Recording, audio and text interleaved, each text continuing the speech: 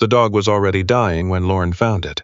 He almost didn't stop. It was February, the kind of February that comes down hard on the Nova Scotia coast. Not the pretty kind with clean snow and white fields, but the gray kind, where the slush freezes overnight into black ridges and the wind off the Atlantic cuts straight through whatever you're wearing. He'd been driving back from the feed store in Antigonish, and the truck's heater was only working on one side, and he had no reason to pull over on a back road at dusk, except that something caught the corner of his eye. A shape, too still. In the ditch beside Hector Road, he sat with the engine running for a moment. He told himself it was a garbage bag, told himself someone had dumped old clothes. Then the shape moved, just barely, a small shudder, and Lorne Beckett, who had not cried in 11 years, felt something drop in his chest. He pulled over. The dog was a Border Collie, maybe 3 years old, maybe less, black and white, though it was hard to tell under the ice and the mud. She was lying on her side in the ditch with one rear leg at an angle that made Lorne look away, and her breathing was shallow and fast. The kind of breathing that means the body is using everything it has left just to stay in the game. There was no collar, no tag, no tire tracks nearby. Someone had put her there on purpose, or driven away fast enough that they didn't see her hit the ditch. Either way, she was alone, and she was almost out of time. Lorne knelt in the frozen mud in his good work jeans and didn't think about it. He just picked her up. She didn't fight him. That was the part he would think about later, lying awake in the dark of his kitchen. She didn't fight him at all. She just looked up at him with these pale gray eyes, one blue iris and one brown, and she let him carry her to the truck. He didn't know her name yet. He just held her against his coat with one arm and drove. Lorne had come back to Cape Breton 9 months before the dog, after 22 years in the Navy, the last 12 of them with Cansofcom, doing things he didn't talk about at family dinners, in places that didn't appear on the maps they showed civilians.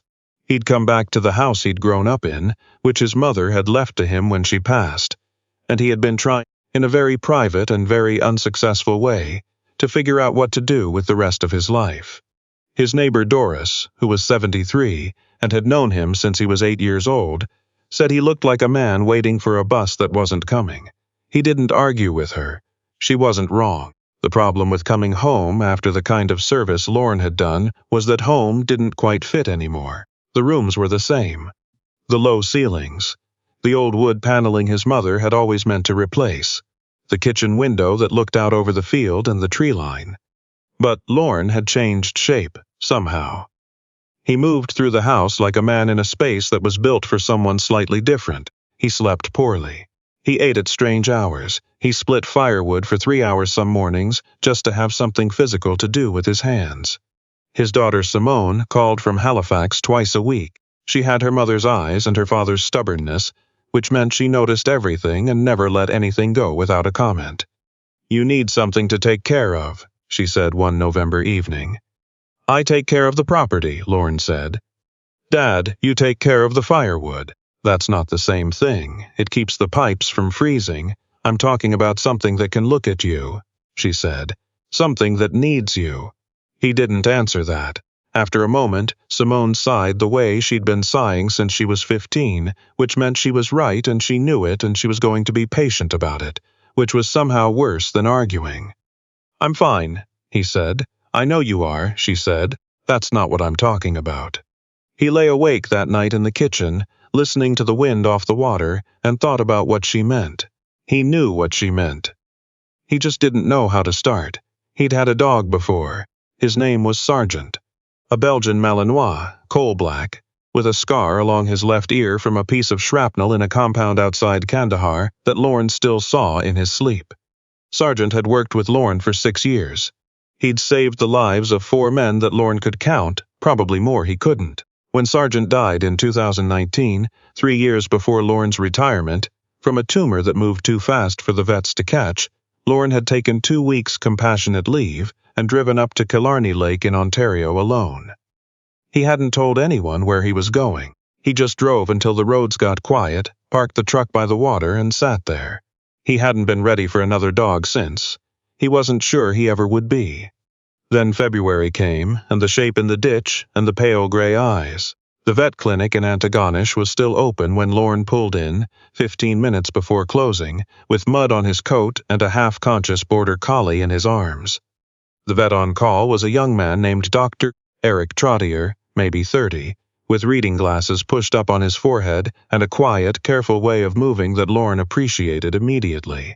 He didn't ask too many questions. He just looked at the dog, looked at Lorne, and said, "Bring her in." The leg was fractured. Not shattered, but bad enough that it needed a splint and careful watching. There was hypothermia. Some malnutrition. Dr. Trottier went through it systematically, his voice even and steady, and Lorne stood against the wall with his arms crossed and felt the old operational calm settle over him. The part of his brain that had been trained to observe, assess, not react until it was useful to react. "She's going to need a few days here," Dr. Trottier said. "And after that she'll need somewhere quiet to recover, someone patient." He looked at Lorne over the top of his glasses. "You know this dog? Found her in a ditch on Hector Road, no collar?" "No." Dr. Trottier nodded slowly. "I'll post notices. But honestly, if no one comes for her in the first 48 hours, the chances drop off pretty fast." He paused. "You thinking about keeping her?" Lorne looked at the dog. She was lying on the examination table now, wrapped in a warming blanket, still watching him with those two-colored eyes. She hadn't looked away from him since he'd picked her up.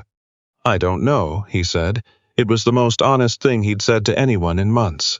Dr. Trottier let it sit there without pushing. That was the second thing Lorne appreciated about him. He drove home alone. He cooked dinner. Eggs, toast, the kind of meal that required nothing. And ate standing at the counter, because he'd never gotten around to using the kitchen table for meals since his mother had gone. He looked out the window at the dark field and the darker tree line, and the wind moved through the spruce at the edge of the property in that particular way it had in February, low and continuous, like something breathing. He thought about what Dr. Trottier had asked. "You thinking about keeping her?" He thought about Sargent, about the weight of a dog in your arms, about the particular kind of trust it takes for an animal to stop fighting and just let you carry it. He thought about the 11 years since he'd let himself need anything. He washed his plate, dried it, put it away in the cupboard. Then he went to the phone and called Dr. Trottier's after-hours number and left a message saying that if no one claimed the dog in 48 hours, to call him first. No one claimed her. He brought her home on a Thursday afternoon in a borrowed crate padded with an old wool blanket, her splinted leg extended carefully to one side. Dr. Trottier had shown him how to check the wrapping, what to watch for, when to worry. He'd given Lorne a printed sheet with the information on it, which Lorne read twice in the parking lot, and then folded into his coat pocket. He set the crate in the corner of the living room, near the wood stove, where the heat was steady without being direct. He opened the door and sat down on the floor a few feet away, his back against the couch, and waited. The dog looked at the crate door for a while.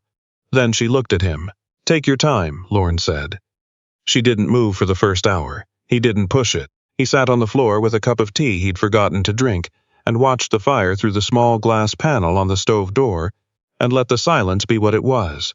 In his experience, and he had more experience with silence than most people, silence wasn't empty. It had texture. This silence was different from the silence in Kandahar, different from the silence after his mother's funeral, different from the silence of Killarney Lake in October. This one had a second set of breathing in it, careful and low, from the corner of the room. After about 90 minutes, she put one paw out of the crate. He didn't react, didn't lean toward her, didn't talk, didn't reach out, just registered it and kept his eyes on the stove. The second paw came out, then her head. Then, carefully, slowly favoring the bad leg the rest of her, until she was standing 3 feet from him, watching him the way a dog watches something it hasn't decided about yet. "Hi," Lorne said. She sat down. He extended one hand, low and palm up, the way he'd learned to do with animals that had been through something.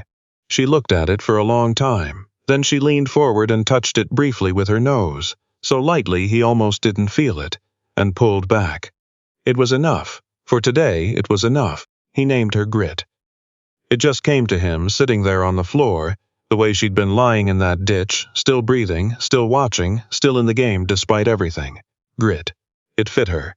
The first 2 weeks were quiet. Lorne kept to a routine, Up at 6, out to do the small chores of the property, back in by 8, breakfast, then the long, slow middle of the day with Grit either in her crate or out on the blanket he'd put by the stove for her. She ate well from the start, which Dr. Trottier said was a good sign. She slept a lot. Her leg was healing. What she didn't do was bark. Not once. Not a single sound in 14 days. Lorne noticed it around day 4 and didn't push it. Some dogs were quiet by nature, and this one had been through something he couldn't know the full shape of. But he watched her, the way he'd learned to watch people and situations, not intrusively, not with expectation, just with attention, and what he saw was a dog that had built a wall. She watched everything, the windows, the door, the corners of the room. She tracked movement with those mismatched eyes, always alert, always calculating. But she didn't engage. She'd come to him when he called her name, would stand near him long enough to be scratched behind the ears, and then would move away again to her blanket, where she could see the whole room. Lorne recognized it. He'd done the same thing, in different rooms, for 11 years. His daughter Simone came up from Halifax on the 3rd weekend. She pulled into the driveway in her little red Subaru, tramped through the snow to the door, and let herself in the way she'd been doing since she was a teenager. She found Lorne in the kitchen and Grit on her blanket by the stove, watching the newcomer with those steady gray eyes. Simone stopped in the doorway and looked at the dog, then at her father. "Dad," she said, "don't." "I'm not saying anything. You're smiling. I'm allowed to smile in your kitchen." She knelt down on the floor a few feet from Grit and just stayed there, not reaching out, not trying to be friends immediately. Lorne watched his daughter do this and felt something shift in him. The recognition that she'd learned something about patience, sometime in the last few years, and he wasn't sure where. She was 34 now. She had her own life in Halifax, her own things she hadn't told him. He'd been absent for so much of it, overseas operational, in the particular silence of a life lived at a distance. "She doesn't bark," he said. Simone looked up. "How long has she been here? 2.5 weeks, not once? Not a sound." Simone looked back at Grit. "She looks like she's thinking about it. She thinks about a lot of things, hasn't decided to say them yet." Simone was quiet for a moment. Then she said carefully, "That sounds familiar." Lorne didn't answer. He poured 2 cups of coffee instead and set one on the counter where she could reach it when she got up. The ice broke in late March, the way it does on the Nova Scotia coast. Not all at once, but in stages, the snow going first from the field edges, then the gray sky lifting a degree at a time, then one morning you step outside and the light is genuinely different, and you realize winter has stopped meaning it. Grit's leg had healed well. Dr. Trottier had cleared her for full activity at the 6-week mark, with a caution about uneven ground and cold weather for another month. Lorne had taken her to the checkup and stood in the corner of the examination room the way he always did, and Dr. Trottier had watched Grit watch Lorne and had said, "She's bonded to you, that happened fast." "She's been through something," Lorne said. "She has, but she chose you anyway." Dr. Trottier took his glasses off and turned them in his hands. "Or maybe you chose each other. Hard to say which way it goes." Lorne thought about that on the drive home. Grit sat in the passenger seat. She'd stopped needing the crate after the first week, had simply claimed the passenger seat as her position, and watched the road ahead with the focused attention she brought to everything. He'd noticed by then that she seemed to find moving vehicles calming, the steady forward motion, something to watch, a clear direction. He understood that too. He started taking her on longer walks once the ground firmed up. The property backed onto a woodlot that connected to a network of old logging roads, and he'd walked them all his life. As a kid with his father, as an adult in the rare weeks he'd been home between deployments, and now with Grit, who turned out to have a working dog's need for serious distance. She didn't want a 20-minute stroll. She wanted 2 hours, minimum. She wanted terrain. He gave it to her. He found that he wanted it too out there. On the old roads with the mud and the meltwater and the birch trees coming into bud, something in Lorne unclenched that he hadn't realized was clenched. He breathed differently. He moved differently. He noticed things, the way the light came through the bare branches, the sound of a creek running high from the snowmelt, a pair of ravens doing something complicated and social in the spruce above them. Grit moved through all of it with precision and confidence, her nose working, her ears swiveling, that beautiful heeled leg carrying her with no trace of what it had been through. He thought about Sargent on those walks. He'd been afraid to, for years. Afraid of the weight of it, the particular grief of losing a working partner, which is different from other grief because it contains not just the animal but the whole life you built together. But out here, with Grit ahead of him on the road, it was easier. The grief was still there. It didn't go anywhere, but it had company now, and company changed the texture of things. One morning in early April, 3 weeks after the full walks had started, Lorne stopped on the logging road to check the map on his phone. They'd taken a new branch he hadn't walked in years, and when he looked up, Grit was standing still in the middle of the road, staring into the tree line. Everything in him went quiet. He'd learned to trust that look. He'd seen it in trained dogs in the field. The full-body stillness, the particular set of the ears, the focus so intense it seemed to compress the air. "Grit," he said quietly. She didn't move. He walked up beside her and looked where she was looking. There, just visible through the birch and the old deadfall, was a figure, a person, sitting on the ground with her back against a tree, knees up, head down. Not moving. Lorne was already moving before he thought it through. The man's name was Gordon Finch, and he was 68 years old, and he had gone out that morning without telling his wife where he was going, which she would later tell Lorne was the thing that scared her most. Not that he'd fallen, but that he hadn't told her. He'd twisted his ankle badly about half a kilometer in, on a route hidden under wet leaves, and he'd managed to make it another 100 meters before the ankle said it was done. He'd been sitting against the tree for nearly 2 hours when Grit found him. His phone was dead. He was cold and embarrassed and deeply relieved, in the way that people get relieved when the thing they were afraid to need finally shows up. Grit had gone straight to him. She'd sat down in front of him, placed one paw on his knee, the gentlest thing Lorne had ever seen her do, and looked at Lorne. Here she seemed to be saying, "This one, come here." Lorne got Gordon out with a combination of a makeshift walking support from a fallen branch and about 2 kilometers of slow, careful progress. Gordon talked the whole way, about his wife Edna, about the property they'd owned near the logging road for 30 years, about how he'd been walking these woods since the 80s. And this was the first time he'd gotten himself into real trouble, which he found embarrassing. Lorne listened and kept the pace steady and didn't say much, which he'd always been better at than talking. Grit walked just ahead of them the whole way, checking back every 20 or 30 meters, making sure they were following, adjusting her pace. When they got to the road and Lorne had Gordon settled in the truck to wait for Edna, who arrived in 12 minutes and cried with relief in a way that made Gordon look simultaneously guilty and grateful. Grit sat on the ground beside the truck door and watched the road. Lorne crouched down beside her. "Good girl," he said, not because she needed to be told, because he needed to say it. Edna, before she drove away, rolled down her window and looked at Lorne and Grit. "She found him?" she said. "She found him." Edna looked at Grit for a moment with something in her face that Lorne didn't have a word for. Then she said, "She's something special, that dog." "Yes," Lorne said, "she is." Word got around, the way word gets around in small communities along the Nova Scotia coast, slowly and thoroughly.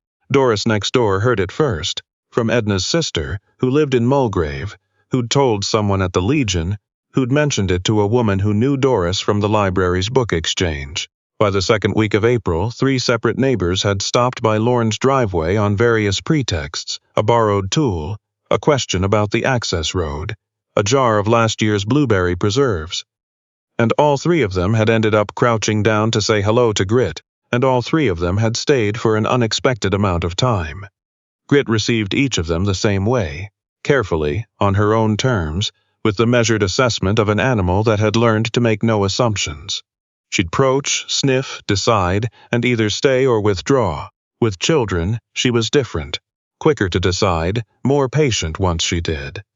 There was a girl named Tess, 7 years old, who lived down the road with her grandmother and had started walking past Lorne's driveway every afternoon on her way home from the school bus.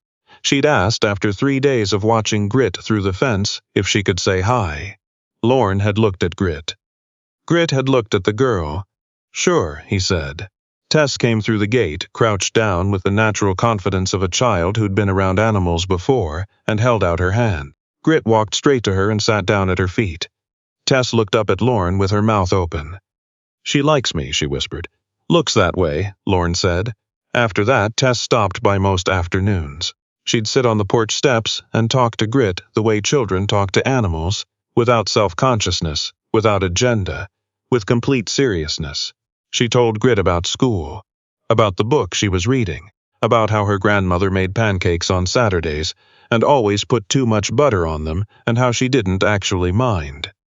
Grit sat and listened with her ears forward and her mismatched eyes on Tess's face, and Lorne would watch from the kitchen window and feel something he hadn't felt in a long time. He thought it might be belonging, or something close to it.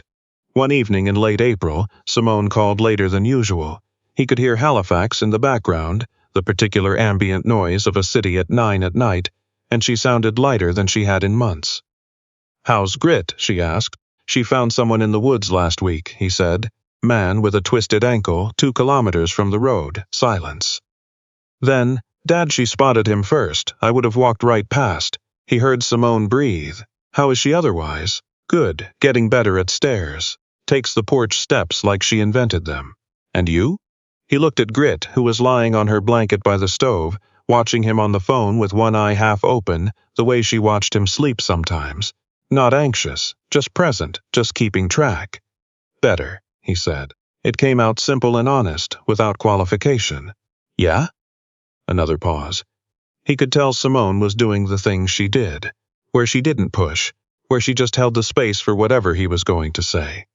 "I think I needed someone to take care of," he said. "Like you said." "I didn't say that. You said it in November. You said you were fine." "I know," Lorne said. "I was wrong."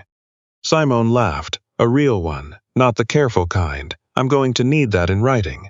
"Don't push it," he said, but he was smiling. He could feel it on his face, which still felt slightly strange, like a door that had been closed for a long time and was now open and letting in a draft. May came slowly. And then all at once, the way spring does in the Maritimes. The field behind the house went from mud to stubble to the first pale green in the space of 2 weeks. The birch leaves came out. The light stretched past 7, past 8. Grit started sleeping on the porch in the mornings, in the early sun, with her chin on the porch rail and her eyes half closed, watching the field. Lorne started sitting out there with her. He'd bring his coffee and sit in the old Adirondack chair his father had built from red cedar, which had weathered to silver over the decades and was still solid. And he'd watch the field and Grit would watch the field. And they wouldn't do anything in particular, and it was the most comfortable he'd felt in himself in years. He thought about Sargent less as a wound now, and more as a presence. As someone who had been there and done his part, and was done now. And that was real, but it wasn't the only thing that was real. There was also this field, and this morning, and this dog, and the sound of Tess's bicycle on the gravel road below the property. Doris came over one Saturday in early May with a casserole. She brought casseroles the way some people brought news, as a delivery mechanism for something else, and sat at his kitchen table while Grit lay under it with her head on Doris's foot. "You look different," Doris said. "How so? Less like you're waiting for something bad." She ate a bite of her own casserole, which Lorne thought was a bit presumptuous, but Doris had always been that way. "More like you're just here. I'm always here," he said. "No, you weren't," she said pleasantly. "You were here in body. Your mind was somewhere else." He didn't argue. He looked down at Grit, who was asleep on Doris's foot and making small twitching motions in some dream. "She's changed things," he said. "Course she has," Doris said. "That's what they do." The thing he didn't expect was the morning she barked. Not at anything threatening. Not at the delivery truck, though she'd been watching those with narrow eyes since she arrived. Not at a noise in the night. It was the first Saturday in June. Lorne had gone out to the porch with his coffee and found the field full of fog. The coastal fog that came in off the water sometimes in early summer, heavy and white, turning the tree line into a suggestion. He sat in his chair and Grit jumped up beside him. She'd been doing that lately, taking up 3/4 of the chair with complete confidence, and they both looked at the fog together. Then something moved in it. Out near the tree line, barely visible, a deer, he thought, though in the fog it was just a shape. It moved slowly, then stopped. Grit went still. He felt it in her, the fatty attention, the compression. She leaned forward. Her ears came up, and then she barked, once, twice, 3 times. Big barks, clear and clean, the voice of a dog who had something to say. The shape in the fog moved away and disappeared. Grit relaxed. Lorne sat there with his coffee going cold in his hand. She'd been silent for, he counted, nearly 4 months. 4 months of observation, of cautious presence, of deciding slowly that this place was real and could be trusted and was worth the effort of engaging. And now, this June morning in the fog, she'd decided she had something to say. She'd decided it was safe to say it. He put his hand on her back. She leaned into it. He thought about the ditch on Hector Road, the February cold, the shape that was too still, the small shudder that had made him pull over. He thought about all the moments where it almost hadn't happened, where he could have driven on, where someone else might not have stopped, where Grit could have decided this house wasn't worth the risk. He thought about Sargent, about all the things that could end, and did end, and the fact that ending wasn't the last word on anything. Tess came up the driveway at 9:30 on her bicycle. She was wearing rain boots that didn't match, one yellow, one green, and she dropped the bike on the lawn and came up to the porch with the particular urgency of a 7-year-old who had something important to report. "I saw a fox," she announced, "down by the church road. A red one." "Did you?" Lorne said. "It looked at me and then it ran into the ditch." She looked at Grit. "Did you hear anything this morning? I thought I heard barking." Lorne looked at Grit. Grit looked at Tess. "That was her," he said. Tess's eyes went wide. "She barked? First time?" "First time." Tess sat down on the porch step and looked at Grit with the full gravity of someone processing significant news. Then she said, "What did she say?" Lorne considered. The fog was burning off now, the tree line coming back, the field turning green. "I think," he said slowly, "she said she's staying." Tess nodded. Like this was exactly right, like this explained everything. Then she reached out and Grit walked to her and put her head in the girl's lap, those 2 matched eyes closing slowly in the morning sun. And Lorne Beckett, who had driven home from 22 years in service, looking for something he couldn't name, sat in his father's cedar chair in the June light on the Nova Scotia coast and understood that finding sometimes looks nothing like searching, that it comes sideways in a February ditch in a shape that is too still. That healing is almost never a decision. It's an accumulation of mornings of fog, of a child in unmatched boots, of a dog who needed 4 months to find her voice. He picked up his cold coffee and drank it anyway. The field went quiet and bright, and Grit breathed slow and easy in the sun, and the morning held the 3 of them without asking anything of anyone at all.